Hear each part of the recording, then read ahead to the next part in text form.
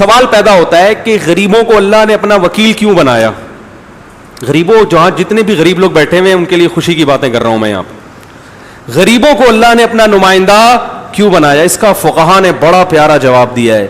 فقہا لکھتے ہیں کہ اللہ نے ہر ایک سے وعدہ کیا ہے, وما من دابۃ الا علی اللہ رزقها, اللہ کے ذمے پیمنٹ ہے بہت سے لوگوں کی, ٹھیک ہے نا.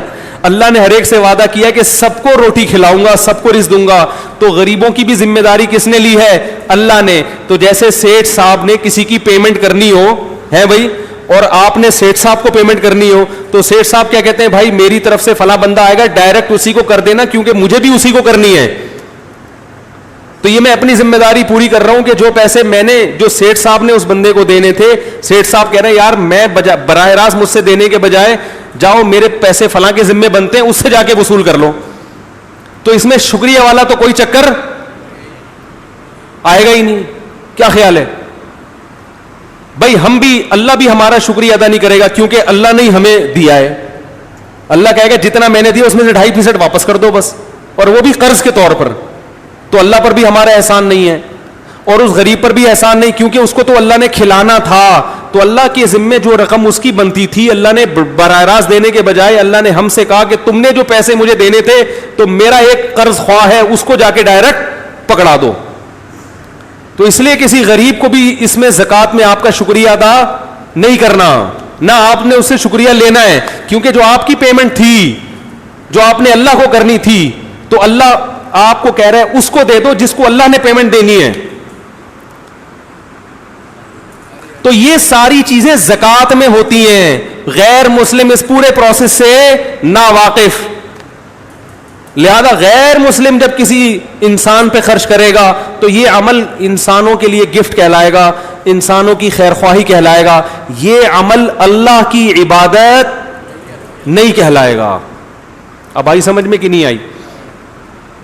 یہ عمل اللہ کی عبادت دو وجہ سے. نمبر ایک, غیر مسلم کا یہ تصور نہیں ہوتا کہ میں اس ذات کے لیے کر رہا ہوں کہ میں اگر نہ کروں تو وہ مجھے نقصان پہنچا سکتا ہے, کروں تو وہ مجھے فائدہ پہنچا سکتا ہے. ایک یہ تصور نہیں ہوتا. دوسرا, اس کے ذہن میں یہ تصور ہی نہیں ہوتا کہ میں اللہ کو دے رہا ہوں, وہ سمجھتا ہے میں اللہ کی مخلوق کو دے رہا ہوں. کیا خیال ہے؟ تبھی وہ دنیا میں بتائے گا بھی دیکھو بھائی ہاں آج ہم نے اتنے ٹرسٹ بنایا, آج ہم نے اتنا غریبوں کو کھلایا, ہم نے یہ کیا, ہم نے یہ کیا, ہم نے یہ کیا. مسلمان یہ کام کر نہیں سکتا. ترغیب دینے کے لیے تو کر سکتا ہے تاکہ لوگ بھی کنجوس لوگ دیکھیں اور زکوٰۃ نکالیں, لیکن یہ بتانے کے لیے کہ میں نے قوم پر احسان کیا, یہ بتانے کے لیے نہیں کر سکتا. کیونکہ آپ نے اگر ہدیہ گفٹ دیا ہے تو اللہ کو دیا ہے, تو اللہ پہ کون احسان جتلا سکتا ہے کہ آج میں نے اللہ کو اتنے پیسے دیے؟ اللہ پہ اس لیے احسان نہیں جلا سکتے کہ اللہ کہے گا کہ بھائی تم نے مجھے دیے تو کون سا خود کما کے دیے, یہ بھی تو میں نے ہی دیے تھے نا, اور جتنا پیسہ میں نے تمہیں دیا اس میں سے سارا تمہارے پاس چھوڑ دیا, صرف 2.5% لیا, باقی سارا تمہارے پاس چھوڑ دیا میں نے, تو ابھی بھی میں نے احسان کیا تمہارے اوپر. تو اس لیے زکوٰۃ عبادت ہے, اور غیر مسلم جو صدقات کرتے ہیں وہ اچھا کام ضرور ہے مگر وہ عبادت نہیں ہے. قیامت کے دن عبادت کا ثواب ملے گا, اچھے کاموں کا ثواب دنیا میں ہی مل جاتا ہے. قیامت میں اللہ صرف ان لوگوں کو جنہوں نے اللہ کے لیے کیا کیا ہے, بس اللہ کے لیے کچھ کیا ہے تو ٹھیک ہے, اللہ کے لیے نہیں کیا تو جن کے لیے کیا ہے ان سے شکریہ بھی لو, ان کو احسان بھی جتلاؤ, اور ان کی نظروں میں تمہاری عزت بھی بنے گی. بس اتنا کیا ہے کافی ہے. لوگ کہیں گے ایک اچھا انسان تھا, غریبوں کو کھلایا کرتا تھا, دنیا سے چلا گیا, کاش نہ جاتا تو اچھا ہوتا, بس اتنا ثواب ملے گا. تو آخرت میں ثواب کس چیز عمل کا ملتا ہے؟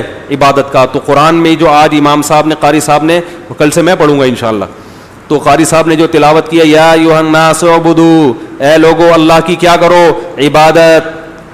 عبادت کرو اللہ کی. تو پتہ چلا کہ ہم اگر صدقہ و خیرات بھی کرتے ہیں تو وہ کس کے لیے؟ اللہ کی عبادت کرنے کے لیے, اللہ کا غلام سمجھ کے اپنے آپ کو. عبادت میں ہوتا ہے کہ آپ اپنے آپ کو بالکل مجبور سمجھتے ہیں, غلام سمجھتے ہیں کہ میری اس کے سامنے چل ہی نہیں سکتی بالکل بھی, تو اللہ نے کہہ دیا تو اب ہماری اللہ کے سامنے چل ہی نہیں سکتی. تو اللہ سے دعا ہے کہ اللہ ہمیں اس رمضان میں عبادت پر لے آئے. تو نماز بھی عبادت, وہ بھی کرنی ہے ہم نے, روزہ بھی عبادت, بولو بھائی وہ بھی رکھنا ہے. آج ایک صاحب ملے اچھے بھلے ماشاءاللہ نیک آدمی, اچھے خاصے ہٹے کٹے لوگ یار روزے چھوڑ رہے ہیں, اچھے خاصے ہٹے کٹے لوگ. آج اصل میں ایکچولی یہ تھا, آج یوں تھا, آج فلانا تھا, ڈمکانا تھا. اللہ سے ڈرنا چاہیے, پورے سال اللہ کھلا رہا ہے. اور کتنی خوبصورت عبادت ہے روزہ. تو ٹھیک ہے سارا دن تھکا آ رہا ہوتا ہے, لیکن افطاری میں کیش اجر ملتا ہے, کیش اجر ملتا ہے.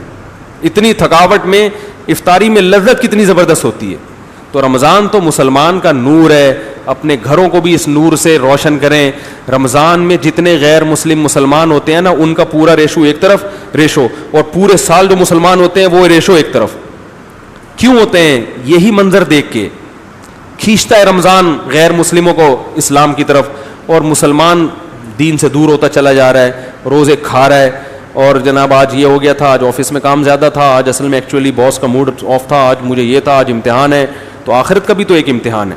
تو رمضان میں روزے بھی رکھنے ہیں ٹائٹ طریقے سے, خاندانی طریقے سے, ٹھیک ہے, اور نماز والی عبادت کو بھی بولو بھائی زندہ کرنا ہے. اور مال جو روکڑا جسے کہا جاتا ہے آج کل کی زبان میں, وہ بھی اللہ کے لیے خرچ کرنا ہے. کیونکہ ہم جب اللہ کو دیں گے اس نیت سے کہ اللہ کو قرض دے رہے ہیں. بھائی جو سیٹھ آدمی قرض مانگ رہا ہو نا محلے میں, اس کو تو سب جا کے قرضہ دیتے ہیں, بولتے ہیں آج اس کو ضرورت پڑی ہے اس کو دو, کیونکہ اس کے پاس پیسہ تو بہت ہے, کل ہمیں ضرورت پڑے گی تو یہ ٹھیک ٹھاک دے گا. دیکھو غریب آدمی کی مدد کرتے ہوئے لوگ ڈرتے ہیں کہ اس کمبخت کی معذرت, کمبخت یعنی لوگ جس کو کمبخت سمجھتے ہیں, غریب کمبخت نہیں ہوتا. یعنی لوگوں کے ذہن میں یہ ہوتا ہے کہ اس کمبخت کو پیسے دے بھی دیے تو یہ کرے گا کیا میرا. تو دنیا دار آدمی تو کہتا ہے کہ یار اس کو کیا, علاقے کے ناظم بیمار ہو سب عیادت کے لیے جاتے ہیں نا, کونسلر بیمار ہو جائے سب جاتے ہیں عیادت کے لیے, سب فون کر کے خیریت پوچھتے ہیں, اس لیے کہ بھائی اس کی خیریت پہ بڑا ثواب ملے گا دنیا میں, کیونکہ یہ ٹھیک ہوگا تو یہ بڑا نوازے گا, اس کے بعد پیسہ بہت ہے, آج اس کو ضرورت ہے دے دو. تو وہاں تو سب کرتے ہیں. تو بھائی یہی اللہ کے بارے میں سوچ لیا کرو, اللہ سے بڑا ستار اور اللہ سے بڑا خزانوں کا مالک کوئی بھی نہیں ہے. وہ کہہ رہا ہے کہ دو مجھے قرضہ, اور یہ بھی قرضہ مانگ رہا ہے جیسے گویا اللہ کو ضرورت ہو. قرضہ تو وہ مانگتا ہے نا جسے ضرورت ہوتی ہے, تو گویا اللہ کہہ رہے ہیں مجھے ضرورت ہے کیونکہ بہت سارے لوگوں کو میں نے روزی. یہ سب فرضی چیزیں ہیں جو ہمیں سمجھانے کے لیے اور ہمیں ابھارنے کے لیے اللہ نے بیان کیے ہیں کہ گویا قرضہ تو یہ ہوتا ہے کہ بھائی مجھے بڑی سخت ضرورت پڑ گئی ہے. قرضہ تو جب لیا جاتا ہے نا, حال کہہ رہے ہیں کہ مجھے بڑی شدید ضرورت ہے پیسوں کی, بہت ساری مخلوق ہے, میں نے وعدہ تو کر لیا سب سے کہ سب کو رزق دوں گا, لیکن بہت سارے لوگ بھوکے تڑپ رہے ہیں. وہ کیا کہیں گے, اللہ تو نے ہم سے وعدہ کیا دے نہیں رہا. تو اللہ مالداروں سے پیسہ مانگ رہے ہیں, نکالو پیسہ نکالو, مجھے قرض چاہیے, فی الحال دے دو, میں پھر بعد میں جب دے دوں گا, کوئی مسئلہ نہیں ہے, ابھی تو دو نا. اور ہم یہاں کنجوس بن کے بیٹھے ہوئے ہیں, کیوں دوں, میرا پیسہ میں نے کمایا, کیوں دوں, تو دے دو میرے بھائی اللہ کو. لوگ کہیں گے کہ نام تو اللہ کا لیا جا رہا ہے, چندہ مولانا لوگ لیتے ہیں. تو مولانا کو نہ دو, آپ اپنے سب سے پہلے قریبی رشتہ دار کو دو. اور مولانا اگر مانگ رہا ہے, اگر فراڈی ہے تو نہ دو, اگر فراڈی نہیں ہے تو اپنے لیے تو نہیں مانگ رہا نا, وہ تو غریبوں کے لیے مانگ رہا ہے. تو جس پر اعتماد ہے, سب سے پہلا تو صدقے کا محل کیا ہے, اپنے قریبی رشتہ دار. خود ان کو پیسے دیا کرو, اور رشتہ داروں میں تو اگر کوئی غریب نہ بھی ہو تو بھی لفافے میں پیسے ڈال کے دے دیا کرو اس کو, کیونکہ رشتہ دار کو ہدیہ دینا اس میں ڈبل ثواب ہے. نبی نے فرمایا کہ ایک تو صدقے کا ثواب ملے گا, دوسرا رشتہ داری جوڑنے کا ثواب. اسلام میں کتوں سے محبت کا حکم نہیں ہے, اسلام میں رشتے جوڑنا, انسانوں کے رشتے, کتوں پر محبت کا نہیں, احسان کا حکم ضرور ہے. یہ نہیں کہ کتوں سے آپ کتا پنا شروع کر دیں جا کے, ہاں وہ کہے گا میں تو کتا ہوں, تو نے بھی کتا پنا شروع کر دیا. کتوں کا خیال کریں, کوئی بیمار ہو تو علاج کریں. نبی نے فرمایا ایک پیاسے کتے کو پانی پلایا تو اللہ نے اس کے گناہوں کو معاف کر دیا. احسان ضرور کریں, محبت کتوں سے بھی کرنے میں حرج نہیں ہے, لیکن زیادہ کس سے ہونی چاہیے, انسانوں سے, ٹھیک ہے نا. جانور سے بھی محبت ٹھیک وہ ہو جاتی, گدھا بھی پالو گے تو محبت ہو جاتی ہے اس سے, لیکن پہلے کون ہے؟ تو اسلام کہتا ہے رشتہ داری, جگہ جگہ رشتہ داری, خونی رشتے, بھائی بہن کے رشتے, باپ ماں کے, ماموں خالہ پھپھی, یہ رشتے جوڑنے ہیں رمضان میں. تو ان کو کھلائیں, اور کھلانے کا طریقہ کیا ہے, لفافے میں پیسے ڈالے, بھائی کو گفٹ, یہ لو بھائی. وہ پہلے تو بے ہوش ہو جائے گا, وہ بولے گا پتہ نہیں امام مہدی تو نہیں آ گئے کہیں, کیونکہ آج ہمارے یہاں یہ رواج ہی ختم ہو گیا. بہن کو پیسے پکڑا دو, چلو پیسے نہیں دیتے یار, اس کی وراثت دے دو اس رمضان میں. جو حضرات بہنوں کی وراثت کھا کے بیٹھے ہیں, صرف اتنا کر لینا اس رمضان میں کہ ان کی وراثت ان کے ہاتھ میں پکڑا دیں, تو بھی بڑی بات ہے.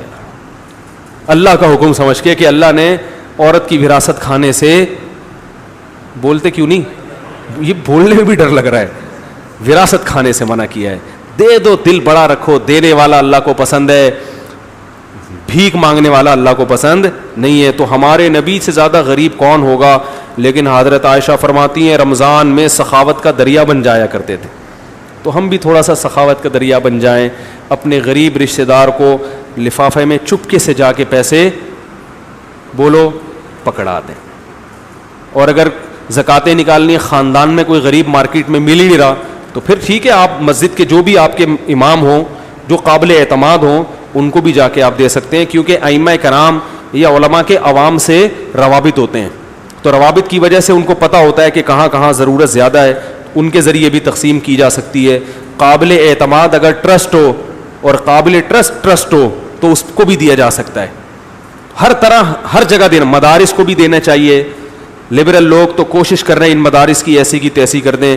حکومت نے بڑی سخت پابندیاں لگائی ہیں مدرسوں کو چندہ دینے والوں پر. اکاؤنٹ میں مدرسوں کے پیسے آتے ہیں تو پوچھ گچھ شروع ہو جاتی ہے. تو حکومت تو چونکہ لبرل ہے, یہ جو بیوروکریسی میں لوگ گھسے ہوئے ہیں ان کو تو مذہب سے کوئی واسطہ نہیں ہے. انہوں نے تو یہ سمجھ رکھا ہے کہ ہم مریں گے نہیں, سارے مزے دنیا میں ہی کر کے جائیں گے, تو یہ تو مدرسوں کو کبھی پنپنے نہیں دیں گے. ہمیشہ دینی مدارس کی حفاظت عوام نے کی ہے جن کو مذہب سے محبت ہے.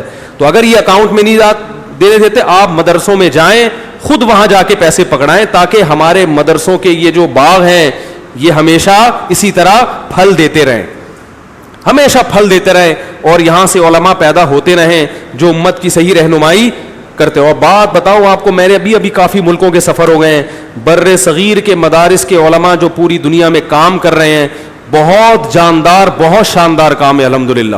میں مانتا ہوں اور بھی علماء کر رہے ہیں, لیکن جو زور آور اور جتنا مضبوط کام الحمدللہ انڈیا, پاکستان, بنگلہ دیش اور برما کے علماء کا نظر آیا ہمیں, اتنا مضبوط کام نظر نہیں ہو رہا ہوگا. میں نے کون سا کہہ رہا ہوں کہ میں مریخ تک پوری دنیا دیکھ کر آیا ہوں, تو لیکن نظر نہیں آتا اتنا جاندار, بہت جاندار کام. اور اگر کام ہو بھی رہا ہے تو وہ لبرل پنا اس میں زیادہ ہے. بغیر داڑھیوں کے لوگ بیٹھے ہوئے ہیں, وہ یعنی ٹھیک ہے وہ ان کا اپنا ذاتی عمل ہے داڑھی کٹانا, لیکن جب ایک بغیر داڑھی کے کوئی عالم تقریر کرے گا تو لوگ کے ذہن میں نہیں آئے گا کہ اگر اسلام اتنا اچھا ہے تو خود کیوں نہیں فالو کر رہے, خود کیوں داڑھی نہیں رکھ رہے ہیں بھائی. تو مطلب یہ چیز سمجھ میں آنے والی نہیں ہے. تو آپ کو جب نبی کے چہرے سے نفرت ہے, آپ کو سمجھ میں نہیں آ رہی نبی کی صورت, تو وہ لوگ کیا فالو کریں گے اس کو.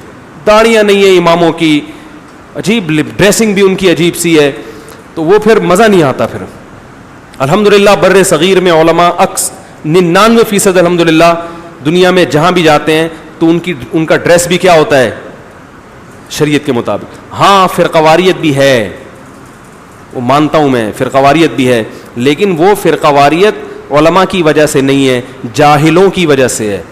جاہل لوگ علماء کا لبادہ اوڑھ کر یوٹیوب پہ بولو بھائی بیٹھ جاتے ہیں. اجماعی مسائل کے خلاف جب آپ چلیں گے تو علماء رد میں تو کہیں گے نا. پھر دیکھو اختلاف کون پھیلاتا ہے, جو اختلاف میں پہل کرتا ہے. جواب دینے والے کو فرقہ پرست نہیں گئے. جو بحثیں امت میں ختم ہو چکی تھیں ان بحثوں کا جب آپ نے دوبارہ اچھالا ہے, تو اب جب ہم جواب دیں گے تو جواب دینے والا فرقہ پرست نہیں کہلائے گا, ان بحثوں کو اچھالنے والا فرقہ پرست کہلائے گا. لبرل لوگ یہ بات نہیں مانتے, وہ دونوں طرف کے طبقے کو کہتے ہیں دیکھو لڑ رہے ہیں بیٹھ کے, یہ دیکھو لڑ رہے ہیں. بھائی گلی میں دو آدمی لڑ رہے ہوں, ایک نے دوسرے کو مکہ مارا تو دوسرا دفاع تو کرے گا نا. آپ نے دونوں کو جیل میں بند کر دیا, لڑ رہے ہیں. کسی لبرل آدمی کو کوئی باہر گلی میں مل جائے اور آگے 2-4 مکے لگائے تو یہ گالیاں بھی دے گا نا جواب میں, لڑے گا بھی. اور تیسرا آدمی کا دیکھو کہ انسان ہے, ہمیں سکھاتے ہیں سلو سے رہو اور خود لڑ رہے ہیں, تو وہ اس وقت وہ کیا کہے گا, وہ کہے گا بھائی میں نہیں لڑ رہا, لڑ یہ رہا تھا, میں تو جواب دے رہا ہوں. تو یاد رکھو اسی طرح مذہب کے نام پہ یوٹیوب پہ فیس بک پہ کچھ لوگوں نے اجماع امت سے لوگوں کو ہٹانا شروع کر دیا, ائمہ مجتہدین سے بدگمان کرنا شروع کر دیا, لوگوں کا یہ ذہن بنانا شروع کر دیا امام ابو حنیفہ, امام مالک, امام شافعی, امام احمد حنبل یہ لوگ معاذ اللہ کچھ بھی نہیں تھے, قرآن و حدیث ہم نے سمجھا ہے, پوری امت کا اعتماد ان پہ سے ختم ہو رہا ہے. تو جو مولوی بیچارہ دفاع میں بات کہے گا, فرقہ پرست اس کو نہیں کہا جائے گا, وہ تو امت کے اصل کی طرف لے کر آ رہا ہے آپ کو. جو اجماع امت سے ہٹائے گا فرقہ پرست اس کو کہیں گے. تو یہ جو مذہب مخالف لوگ ہیں نا, ان کو یہی چیز نظر آتی ہے کہ دیکھو وہ جواب دیتا ہے تو یہ جواب دیتا ہے, تو دونوں کو غلط کہتے ہیں, کیونکہ انہوں نے مذہب کو فالو کرنا ہے ہی نہیں. جس نے دین کو فالو کرنا ہوتا ہے وہ اس فرقہ واریت سے متاثر نہیں ہوتا, وہ چلتا ہے, وہ داڑیاں بھی رکھ رہے ہیں, وہ نمازوں کی طرف بھی آ رہے ہیں. تبلیغی جماعت دیکھو نا, پوری دنیا میں جہاں جہاں بھی جاؤ نا, ہر پہاڑ پہ تبلیغ والے پہنچے ہیں, وہ تو اس فرقہ واریت سے متاثر وہ ہوئے کیا؟ ان کو دین کی اہمیت تھی, انہوں نے کہا بھائی جو یہ تمہارا مسئلہ ہے ذاتی. تو جس کو مذہب سے دشمنی ہے نا, اس کو تو مذہب کے خلاف موقع چاہیے, تو اس کو مولوی لڑتے ہوئے بھی نظر آئیں گے, اور جن کو دشمنی نہیں ہے, جو چاہتے ہیں, ان کو صحیح مولوی بھی انشاءاللہ نظر آ جائیں گے. ہاں جو تماشے دیکھنے کے لیے بیٹھے ہوئے ہیں یوٹیوب پہ, اور ان کا مقصد صرف تماشے ہے, نہ ان کی عبادت میں جان ہے, نہ ان کو کوئی جو ہے نا اللہ کی عبادت سے کوئی اللہ کا قرب حاصل کرنا ہے, نہ ان کو ذکر کی لذت حاصل ہے, نہ ان کو قرآن کی لذت اللہ نے عطا فرمائی ہے, وہ ان بکھیڑوں میں سے متاثر بھی ہوتے ہیں اور پھر اعتراضات بھی کرتے ہیں. اللہ سے دعا ہے اللہ اس رمضان کو ہمارے حق میں خیر اور برکت کا ذریعہ بنائے, اور ہمیں 3 کام رمضان میں کرنے, پھر میں اگلے بیان میں انشاءاللہ بتاؤں گا. ایک نمازوں کی کثرت, 4 کام. نمبر 2 دعا کی کثرت, نمبر 3 تلاوت کی کثرت, اور نمبر 4 صدقات و خیرات کی کثرت. 4 کام یاد رہیں گے, نماز کی کثرت, تلاوت کی کثرت, دعا کی کثرت اور صدقات. یہ 4 چیزیں رمضان میں قرآن و سنت سے ثابت ہے کہ ان 4 کو زیادہ کرنا ہے. اللہ سمجھنے کی عمل کی توفیق عطا فرمائے. سبحانک اللہم و بحمدک نشہد ان لا الہ